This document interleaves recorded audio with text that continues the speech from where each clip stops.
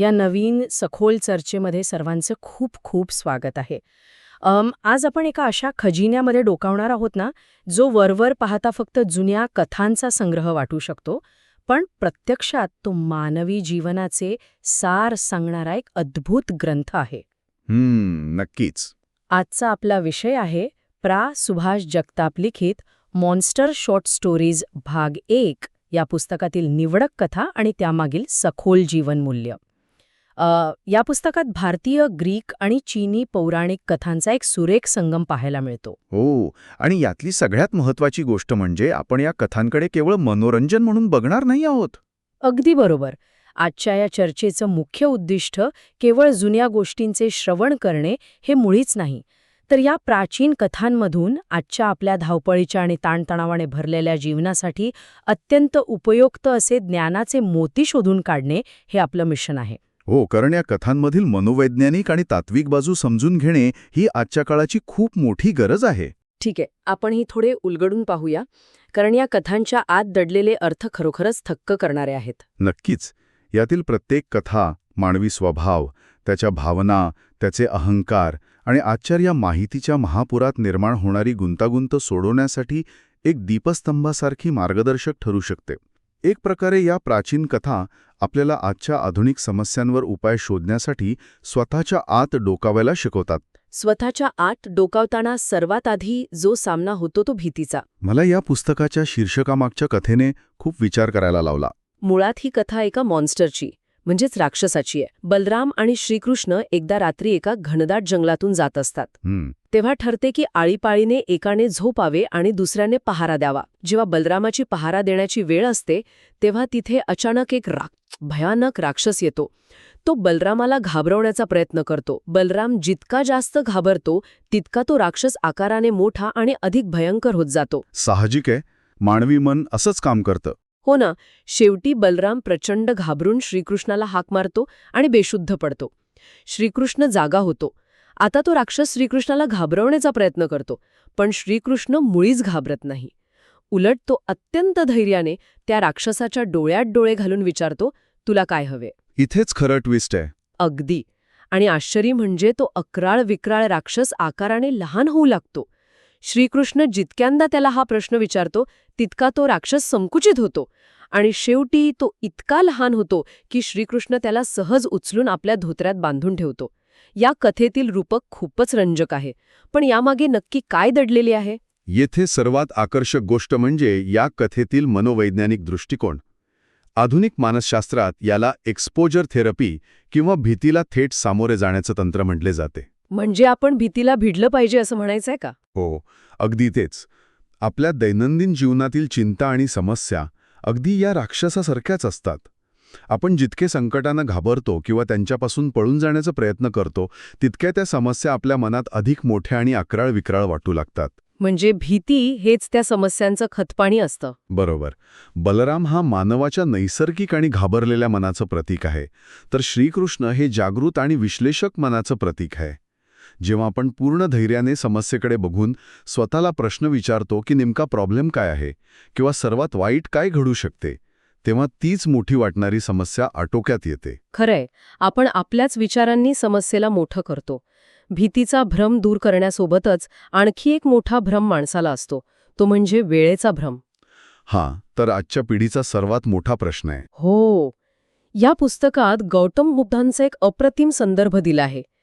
कोणीतरी बुद्धांना विचारले की माणसाची सर्वात मोठी गैरसमजूत कोणती? तेव्हा बुद्ध हसून म्हणाले, माणसाची सर्वात मोठी गैरसमजूत ही आहे की त्याला वाटते त्याच्याकडे खूप वेळ आहे. अगदी अचूक. आपण नेहमी विचार करतो की उद्या करू, परवा करू, कारण वेळ तर खूप आहे, पण हाच वेळ निसटून जातो आणि मग मागे फक्त पश्चाताप उरतो. आपण नेहमी वेळेला गृहीत धरतो. या संदर्भात वेळेचे एक अत्यंत सुंदर रूपक आपण पाहू शकतो. वाईट बातमी अशी आहे की वेळ उडून जातो, पण चांगली बातमी ही आहे की त्याचे पायलट आपणच आहोत. अरे वा, हे खूप छान रूपक आहे. हो ना. वेळेवर नियंत्रण ठेवणे पूर्णपणे आपल्याच हातात असते. 1 सेकंड किंवा मिलीसेकंड किती महत्त्वाचा असू शकतो हे समजून घेणं आवश्यक आहे. जर 1 वर्षाची किंमत समजायची असेल तर नापास होऊन घरी बसलेल्या विद्यार्थ्याला विचारावे. बरोबर. 1 महिन्याची किंमत त्या मातेला विचारावी जिने वेळेआधीच आपले बाळ गमावले आहे. एका मिनिटाची किंमत त्या प्रवाशाला विचारावी ज्याची ट्रेन किंवा फ्लाईट केवळ 1 मिनिटाने चुकली आहे. आणि मिलिसेकंदाची किंमत? ती समजायची असेल तर त्या ऑलिम्पिक खेळाडूला विचारावे ज्याचं सुवर्णपदक केवळ 0.001 सेकंदाने हुकले आहे. वेळेचे व्यवस्थापन आणि वेळेची जाणीव हा केवळ उत्पादकतेचा भाग नाही, तर तो जीवनाचा आदर करण्याचा एक मार्ग आहे. हे ऐकल्यावर खरंच आपल्या वेळेकडे बघण्याचा दृष्टिकोन बदलतो. आता आपण कर्तव्याची आणि धर्माची व्याख्या ठरवणाऱ्या एका अत्यंत वेगळ्या आणि थोडे आश्चर्यचकित करणाऱ्या भागाकडे वळूया. या सखोल चर्चेत मला कौशिक ऋषींची आणि एका साध्या खाटिकाची कथा खूप भावली. ती खरोखरच डोळे उघडणारी कथा आहे. हो, तर कौशिक ऋषींनी वेदांचे आणि शास्त्रांचे सखोल ज्ञान प्राप्त केले होते. एकदा ते झाडाखाली ध्यानाला बसले असताना एका बगळ्याने त्यांच्यावर घाण केली. ऋषींनी क्रोधाने त्या बगळ्याकडे पाहिले आणि त्यांच्या तपोबलामुळे तो बगडा तिथेच जळून भस्म झाला. या घटनेमुळे त्यांना आपल्या शक्तीचा अहंकार झाला असावा. अगदी तेच झालं. त्यांना प्रचंड अहंकार झाला. पुढे ते एका गावात भिक्षा मागायला गेले. एका घराबाहेर उभे राहून त्यांनी भिक्षा मागितली.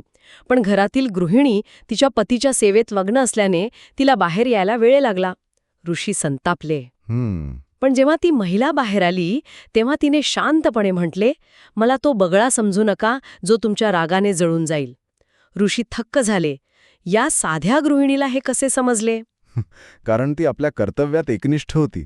हो, आणि तिने त्यांना खऱ्या ज्ञानासाठी मिथिला नगरीतील एका खाटिकाकडे जाण्यास सांगितले. आता एक मिनिट, एक खाटीक एका तपस्वी ऋषीला ज्ञान देणार, हे थोडं विरोधाभासी नाही का वाटत? वरवर पाहता ते नक्कीच विरोधाभासी वाटते. आणि नेमका हाच या कथेचा गाभा आहे. तो खाटीक मांस विकण्याचा व्यवसाय करत होता.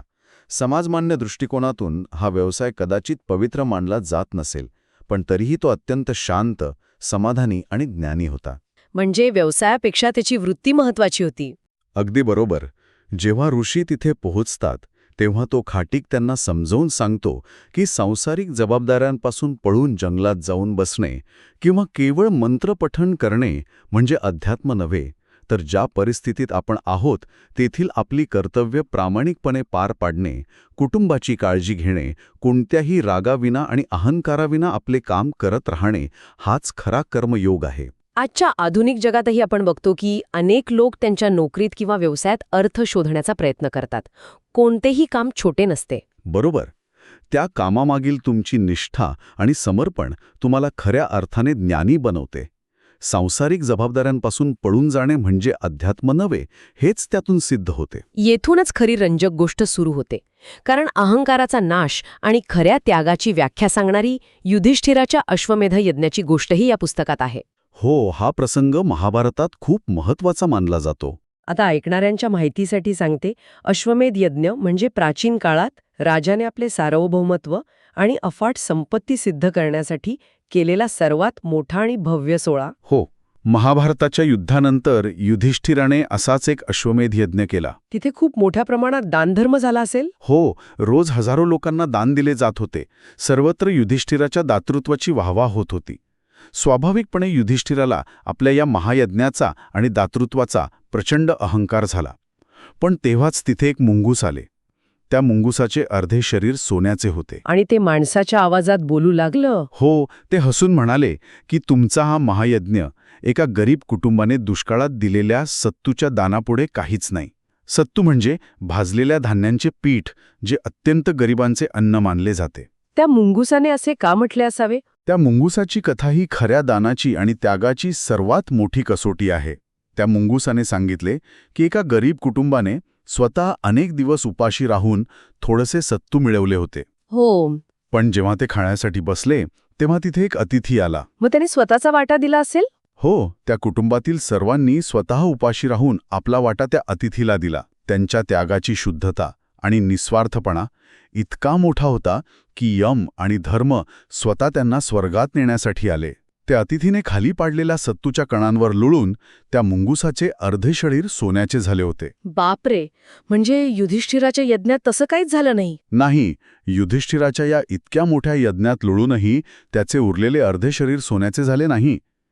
आजच्या जगात आपण अनेकदा सोशल मीडियावरील परफॉर्मेटिव्ह फिलॅन्थ्रॉपी किंवा दिखाव्यासाठी केलेले समाजकार्य बघतो. हो, हल्ली ते खूप वाढलंय. यातून एक अत्यंत स्पष्ट निष्कर्ष निघतो की दानाचं मोल हे कधीच पैशांवरून किंवा त्याच्या आकारमानावरून ठरत नाही. त्यामागील हेतू आणि त्यागाच्या शुद्धतेवरून त्याची किंमत ठरते. युधिष्ठिराचा यज्ञ हा केवळ संपत्तीचा आणि सत्तेचा दिखावा होता. हे खरोखरच विचार करायला लावणारे आहे. आता आपण जरा परिस्थितीशी जुळवून घेण्याच्या लवचिकतेकडे वळूया. पुस्तकातील टायटॅनिकची कथा खूपच हृदयस्पर्शी आणि आजच्या धकाधकीच्या जीवनाशी जोडणारी आहे. ही क्लार्क कुटुंबाची कथा ना? हो, स्कॉटलंडमधील क्लार्क कुटुंबाने आपल्या आयुष्याची सर्व जमापुंजी लावून टायटॅनिक जहाजाची तिकीटं काढली होती. पण प्रवासाच्या नेमके काही दिवस आधी त्यांच्या लहान मुलाला कुत्र्याने चावा घेतला. त्यामुळे डॉक्टरांनी त्याला आणि कुटुंबाला प्रवासास मनाई केली. त्यावेळी त्यांना खूप वाईट वाटलं असेल. प्रचंड दुःखी झाले ते. नशिबाला दोष देऊ लागले. त्यांचे स्वप्न भंग पावले होते. पण अवघ्या काही दिवसांतच जेव्हा टायटॅनिक बुडाल्याची आणि हजारो लोक मरण पावल्याची बातमी आली, तेव्हा तेच कुटुंब आनंदाने त्या कुत्र्याचे आभार मानू लागले, कारण त्या कुत्र्याच्या चावण्यामुळेच त्यांचे प्राण वाचले होते. जर आपण याला व्यापक दृष्टिकोनातून जोडले तर याला मानसशास्त्रात कॉग्निटिव्ह रिफ्रेमिंग म्हणता येईल. आपण जीवनात अनेक गोष्टींचे अचूक नियोजन करतो, पण भविष्यात काय वाढून ठेवले आहे हे आपल्याला माहीत नसते. हे अगदी खरंय. आपण फक्त प्लॅनिंग करू शकतो. हे अगदी बुद्धिबळाच्या खेळासारखे आहे. आपण आपली चाल ठरवू शकतो, पण समोरचा खेळाडू म्हणजे निसर्ग किंवा परिस्थिती कोणती चाल खेळेल यावर आपले नियंत्रण नसते. म्हणूनच जीवनात नद्यांप्रमाणे लवचिक असणे खूप गरजेचे आहे. नद्यांप्रमाणे म्हणजे परिस्थितीनुसार बदलणे? हो, नदी जेव्हा डोंगरातून उगम पावते तेव्हा तिच्या प्रवाहात अनेक मोठे खडक आणि अडथळे येतात. पण नदी तिथेच थांबून राहत नाही किंवा खडकांशी भांडत बसत नाही.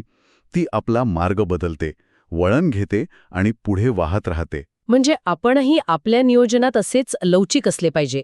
एखादी गोष्ट मनासारखी झाली नाही तर तिथेच अडकून न राहता परिस्थितीनुसार बदल स्वीकारण्याची तयारी हीच यशाची गुरुकिल्ली आहे. अगदी बरोबर. आणि लवचिकता केवळ दैनंदिन जीवनात नाही तर युद्धाच्या नीतिमत्तेतही कशी महत्वाची असते याचा उत्तम दाखला भीष्म आणि श्रीकृष्ण संवादात मिळतो. हा प्रसंग महाभारतातील अत्यंत गाभाऱ्याचा प्रसंग आहे. बाणांच्या शय्येवर झोपलेले भीष्म पितामह श्रीकृष्णाला विचारतात की महाभारताच्या युद्धात जे घडले ते योग्य होते का?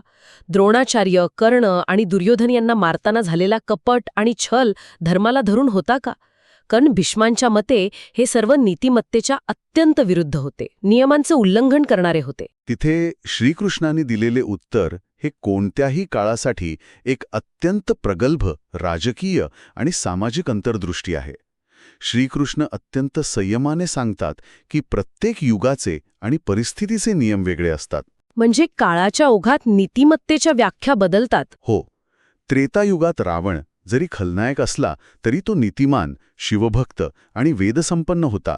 त्याच्याकडे तत्त्व होती. त्यामुळे तिथे रामासारख्या मर्यादेचे आणि नियमांचे काटेकोरपणे पालन करणाऱ्या नायकाची गरज होती. पण द्वापरयुगात परिस्थिती वेगळी होती. हो ना. कंस, शकुनी, दुर्योधन यांसारख्या अत्यंत क्रूर शक्तींचा सामना करायचा होता. या शक्तींनी धर्मावर आणि नीतिमत्तेवरच घाला घातला होता. अशावेळी जर पांडवांनी केवळ नीतिमत्तेचे कोरडे आणि पुस्तकी नियम पाळले असते तर धर्माचा आणि सत्याचा पूर्णपणे नाश झाला असता. म्हणजे समोरचा जसा खेळतोय तसंच त्याला उत्तर देणं भाग होतं. अगदी. जेव्हा अत्यंत क्रूर शक्ती धर्मावर आणि मानवतेवर हल्ला करतात तेव्हा नीतिमत्तेचे आंधळे पालन करणे आत्मघाती ठरू शकते.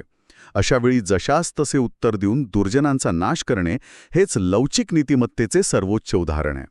आजच्या काळातही जेव्हा आपण कॉर्पोरेट जगात किंवा सामाजिक जीवनात अत्यंत धोकेबाज आणि कपटी प्रवृत्तींचा सामना करतो तेव्हा कोरड्या आदर्शवादापेक्षा व्यावहारिक सत्य स्वीकारणं जास्त गरजेचं असतं. बरोबर.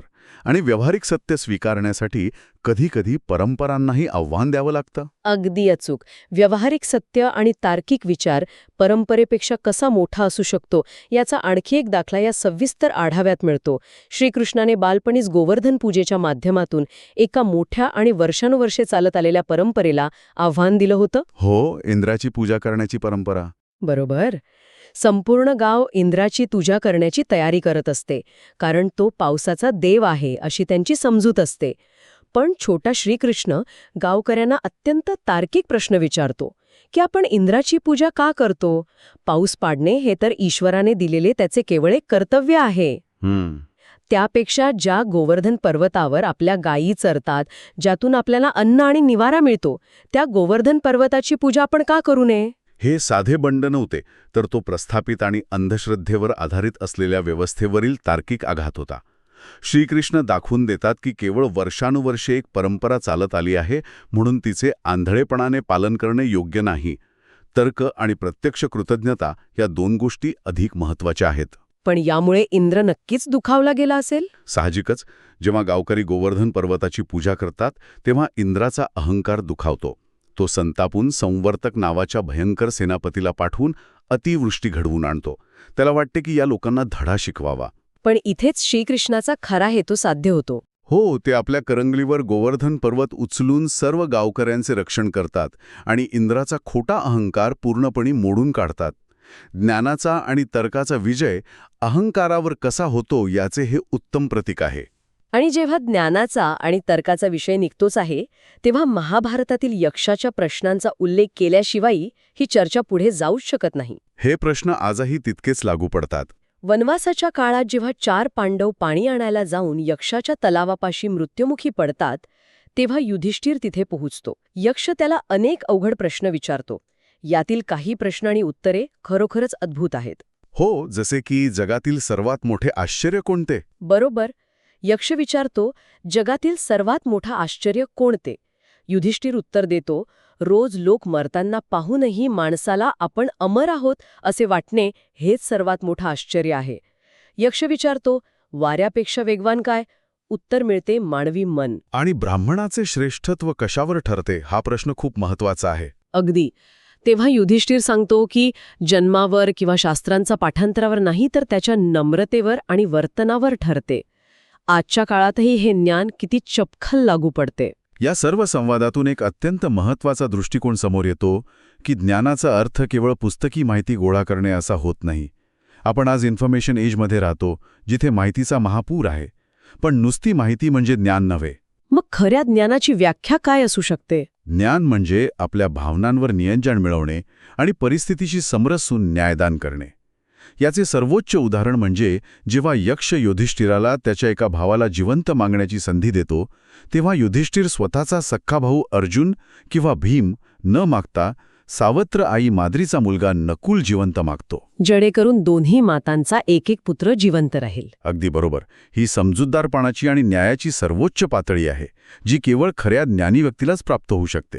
तर या सगळ्याचा नेमका अर्थ काय? आजच्या या सविस्तर चर्चेतून आपण ज्या विविध कथांचा आढावा घेतला, त्यातून एक स्पष्ट संदेश मिळतो. हो, नक्कीच. मग तो श्रीकृष्णाने शांत केलेला आपल्या मनातील मॉन्स्टर म्हणजे भीती असो, खाटिकाने शिकवलेल्या खऱ्या कर्तव्याचे भान असो, टायटॅनिकच्या उदाहरणातून शिकलेली लवचिकता असो, किंवा युधिष्ठिराने यक्षाला दिलेली शहाणपणाची उत्तरे असोत, या सर्व गोष्टी आपल्याला एकाच दिशेने नेतात. आणि ती दिशा म्हणजे आपले आंतरिक स्वरूप ओळखणे, आपल्या अहंकाराला बाजूला ठेवणे आणि बदलत्या परिस्थितीनुसार लवचिक राहून जीवनाचा सामना करायला शिकणे. या प्राचीन ग्रंथातील हे ज्ञान आजच्या आधुनिक आयुष्यातही तितकेच ताजे आणि उपयुक्त आहे. यामुळे एक महत्त्वाचा प्रश्न निर्माण होतो, जो ऐकणाऱ्या प्रत्येकासाठी एक विचार करण्याजोगी गोष्ट आहे. या सगळ्या चर्चेच्या शेवटी 500 सुवर्णमुद्रांचा ज्ञानाचा मंत्र या कथेची आठवण होते. ही कथा खूप रंजक आहे. एक व्यापारी व्यवसायासाठी विदेशात जातो आणि तब्बल 17 वर्षांनी भरपूर संपत्ती कमावून घरी परततो. येताना वाटेत तो 500 सुवर्णमुद्रा देऊन एक ज्ञानाचा मंत्र विकत घेतो. तो मंत्र अतिशय साधा असतो. कोणतीही कृती करण्यापूर्वी 2 मिनिटे थांबा आणि विचार करा. फक्त 2 मिनिटे? हो. जेव्हा तो रात्री अचानक आपल्या घरी पोहोचतो, तेव्हा त्याला आपल्या पत्नीच्या शेजारी एक तरुणाला झोपलेलं दिसते. संशयाने आणि रागाने अंधावून तो व्यापारी आपली तलवार उपसतो आणि त्या दोघांना मारणार इतक्यात त्याला तो 500 सुवर्णमुद्रांचा मंत्र आठवतो. मग तो थांबतो का? हो, तो फक्त 2 मिनिटे थांबतो आणि विचार करतो. त्या हालचालीने त्याची पत्नी जागी होते आणि त्याला सांगते की तो तरुण दुसरा तिसरा कोणी नसून त्यांची स्वतःचीच मुलगी आहे, जिला सुरक्षिततेसाठी आणि समाजापासून वाचवण्यासाठी तिने आजवर मुलासारखे वाढवले होते. विचार करा, जर तो व्यापारी 2 मिनिटे थांबला नसता तर रागाच्या भरात त्याने स्वतःच्याच कुटुंबाचा सर्वनाश केला असता. बापरे, हे खूपच भयानक झालं असतं. आजच्या या इन्स्टंट रिॲक्शन आणि सोशल मीडियाच्या वेगाने पळणाऱ्या जगात, जिथे आपण लगेचच प्रतिक्रिया देतो, लगेचच संतापतो, आपण राग व्यक्त करण्यापूर्वी खरोखर 2 मिनिटं थांबतो का? हां, 2 मिनिटांचा नियम लागू केला तर चित्र किती वेगळे असू शकेल आणि आपण किती अनर्थ टाळू शकू, हा विचार करण्यासारखा नक्कीच एक मोठा मुद्दा आहे. आजच्या या सखोल चर्चेत सहभागी झाल्याबद्दल आणि इतके मोलाचे विचार मांडल्याबद्दल तुमचे खूप आभार. ऐकणाऱ्यांसाठी आजचा हा भाग नक्कीच एक नवी दृष्टी देणारा ठरेल अशी आशा आहे. आपण पुन्हा भेटूया अशाच एका रंजक आणि ज्ञानवर्धक विषयासोबत. तोपर्यंत 2 मिनिटे थांबा आणि विचार नक्की करा.